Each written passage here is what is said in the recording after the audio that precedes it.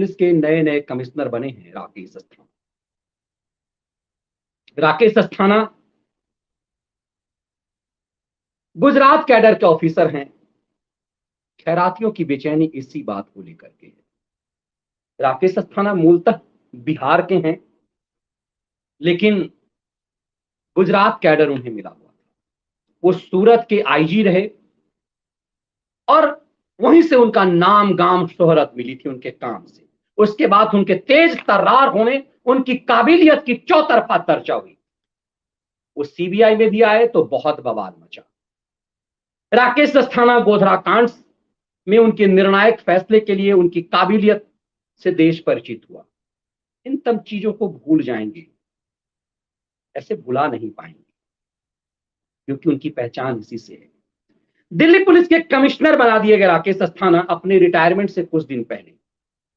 तो ऐसा कभी नहीं होता कि दिल्ली पुलिस के कमिश्नर की नियुक्ति पर सुप्रीम कोर्ट में याचिका चला जाए। सुप्रीम कोर्ट को अपमानित करने वाला, मानहानि का केस जिस पर चला, चीफ जस्टिस ऑफ इंडिया को अपमानित करने वाला प्रशांत भूषण भी याचिका लेकर के राकेश अस्थाना के खिलाफ चला गया। हमने 2-3 बार इस विश्लेषण किया कि राकेश अस्थाना को लेकर यह बेचैनी क्यों है। तो आज आपको समझ में आ जाएगा कि राकेश अस्थाना ने ऐसा क्या कहा, क्यों ऐसी बेचैनी राकेश अस्थाना को लेकर के, क्यों बेईमानों, बदमाशों, चोरों, लुटेरों, भ्रष्टाचारियों, इन सबको राकेश अस्थाना से डर लगता है। दरअसल दिल्ली पुलिस के एक नवनियुक्त कमिश्नर, नए बने कमिश्नर राकेश अस्थाना ने आज ऑनलाइन दिल्ली पुलिस के तमाम सिपाहियों से बातचीत की और भरोसा दिलाया कि हम हर शुक्रवार आपके लिए उपलब्ध रहेंगे और पर्सनली आप हमसे शिकायत कर सकते हैं किसी भी चीजों के लिए।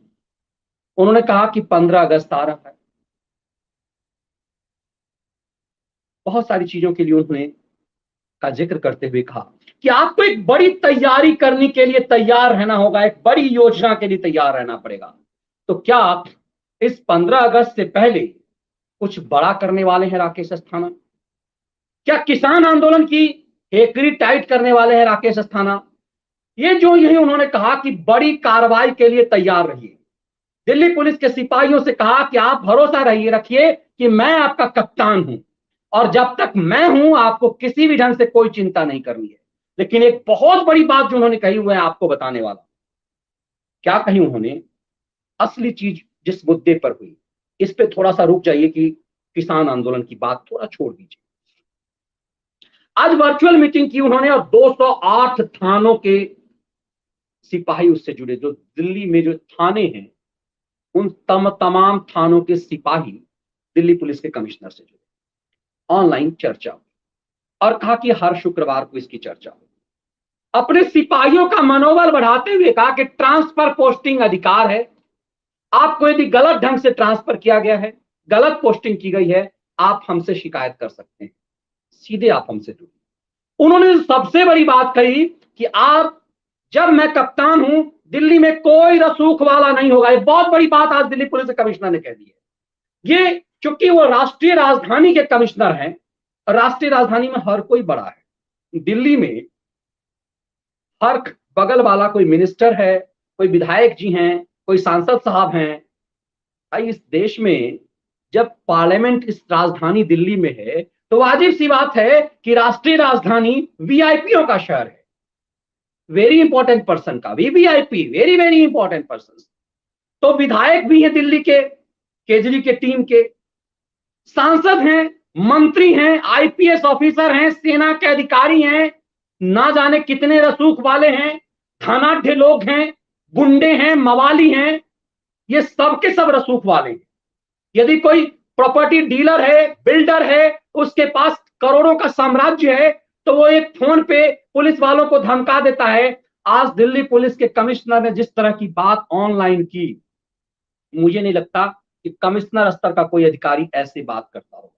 उन्होंने कहा कि उनके रसूख और नाम, तेवर और नंबर के बारे में आपको चिंता नहीं करनी है। उन्होंने कहा जिस अपराधी को आप पकड़ते हैं और यदि वो आपसे कहता है कि उसका रसूख ये है, वो इतना बड़ा आदमी है, उसका ये मोबाइल नंबर है, इस नंबर पे वो फोन कर देगा और आपको यदि प्रेशर डाल रहा है, कहा ये प्रेशर मुझे लेना है।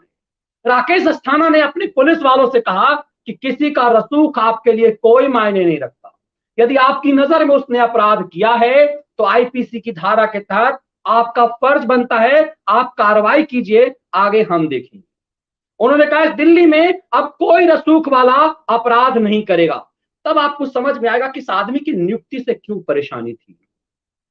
राकेश अस्थाना ने कहा कि आपके पास आकर के अक्सर कोई टेलीफोन पर कोई नंबर मिलाता होगा कि मैं अपने बाबूजी से बात कर रहा हूं, फलाना फलाना वीवीआईपी। उन्होंने ना एमपी का नाम लिया, ना मंत्री संतरी का नाम लिया। उन्होंने कहा कि आपके सामने अक्सर कोई प्रभाव दिखाने के लिए फोन मिलाता होगा कि इस नंबर पे बात करो। उस नंबर से आपको नहीं डरना है। राकेश अस्थाना ने कहा कि कोई भी रसूख वाला व्यक्ति होगा, मंत्री संतरी पावरफुल पैसा वाला, उससे आपको चिंता नहीं करनी। ये चिंता मेरी है और हर किसी पर कार्रवाई हो। दरअसल ये एक लाइन की बात बहुत भारी। राष्ट्रीय राजधानी में तो हर कोई बड़ा आदमी है, हर किसी को लगता है कि मैं बड़ा हूं।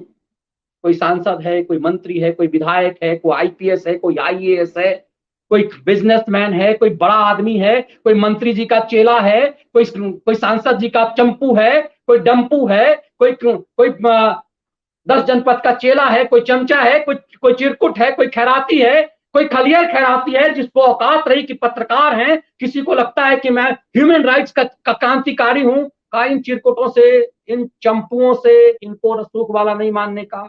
दरअसल इसी बात से खैरातियों, खलियर खैरातियों को भय था और इसीलिए सुप्रीम कोर्ट में राकेश अस्थाना को हटाने की याचिका है।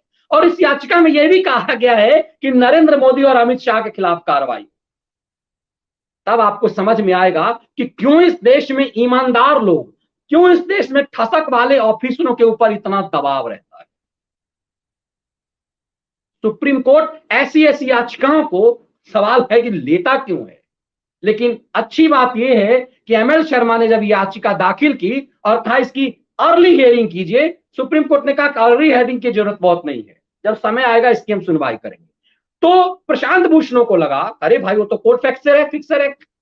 तो प्रशांत भूषण जैसे लोग फिर याचिका लेकर के पहुंच गए कि एमएल शर्मा का नहीं सुनेंगे ना आप, हम तो कोर्ट का अपमान भी कर देते हैं, हमारा मानहानि पर, हमारे ऊपर तो मानहानि करने में आपको 5000 बार सोचना पड़ता है, हमने तो चीफ जस्टिस का अपमान कर देते हैं और भारत की सुप्रीम कोर्ट लाचार हो जाती है। आपको याद है कि प्रशांत भूषण ने मानहानि किया, मानहानि में सुप्रीम कोर्ट ने सजा भी कर दिया। सुप्रीम कोर्ट को इस सजा देने में समय लग रहा था। सुप्रीम कोर्ट एक तरह से हाथ जोड़ रहा था प्रशांत भूषण के सामने में कि प्रशांत भूषण जी आप जो है गलती मान लीजिए। प्रशांत भूषण ने कहा गलती नहीं मानेंगे। सजा क्या किया सुप्रीम कोर्ट ने? 1 रुपया। प्रशांत भूषण ने 1 रुपया ऐसे दिखा करके जैसे मजाक उड़ाया सुप्रीम कोर्ट का। सुप्रीम कोर्ट कुछ नहीं कर पाया। इसीलिए जस्टिस रंजन गोगोई ने कहा कि हमारी सुप्रीम कोर्ट कोर्ट फिक्सरों के कब्जे में है, गिरफ्त में है। मैं बार बार कहता हूं कि कोरोना काल के कारण भारत को अपने पूर्व न्यायाधीश चीफ जस्टिस रंजन गोगोई को बतौर राज्यसभा सांसद अब तक बोलने का अवसर नहीं मिला। मेरा बहुत लंबे समय से इंतजार है कि जस्टिस रंजन गोगोई सदन में, उच्च सदन में बोलें, बताएं कि भारत की सुप्रीम कोर्ट किन कोर्ट फिक्सरों के कब्जे में है और क्यों ऐसी ऐसी याचिकाओं को समय दिया जाता है। जब एमएल शर्मा इस मामले को लेकर एक याचिका करता था तो प्रशांत भूषण भी ये लेकर के आया। इसका मतलब है कि ऐसे लोग रसूख दिखाने की कोशिश करते हैं। अच्छा, राकेश अस्थाना वाला केस को आप किसी सामान्य वकील की अर्जी को आप खारिज कर देंगे, मेरा कैसे खारिज कर पाएंगे? तो प्रशांत भूषण की अर्जी भी है। तब आपको समझ में आएगा कि राकेश अस्थाना के होने के क्या मायने, क्यों इतनी तिलमिलाहट खलियर खैरातियों और कांग्रेस के एजेंटों को हो गई है, क्यों इतनी बेचैनी वेव लड़ाकों को है राकेश अस्थाना के खिलाफ। तो आज राकेश अस्थाना ने कह दिया कि इस दिल्ली में कोई रसूख वाला नहीं होगा, यदि वो अपराधी है तो अपराधियों को डंडे से हड़काओगे, कानून के मुताबिक कार्रवाई करोगे। और इतना ही नहीं, उन्होंने कहा कि आपको एक बड़ी तैयारी, एक बड़ी तैयारी के लिए तैयार रहना है। आप ओपन हाउस पुलिस कर्मियों को संबोधित कर रहे थे।